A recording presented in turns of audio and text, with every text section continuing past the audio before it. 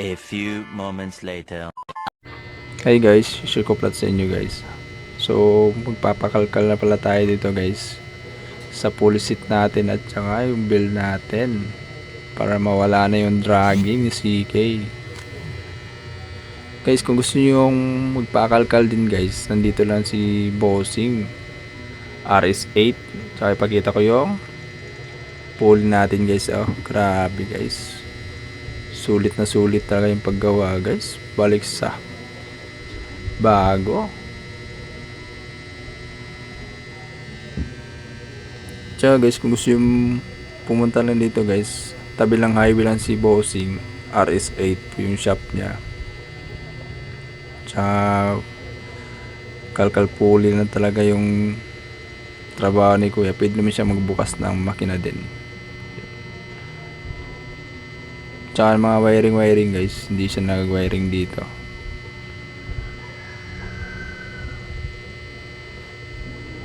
Tsaka guys, kung magpapakalkal kayo dito, yung bayad niya pala guys, 1.3 pala guys.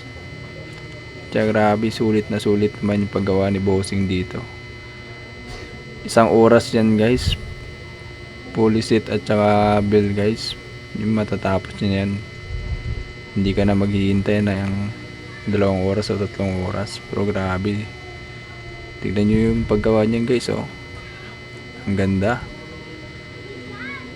Tsaka sulit na sulit talaga kasi ang dami na naman nagpapagawa din dito sa kanya guys. Tsaka sa flyball naman din guys, kinalkal din ni Bossing guys para may dagdag arangkada din. Tsaka mawala din yung mga dragging din.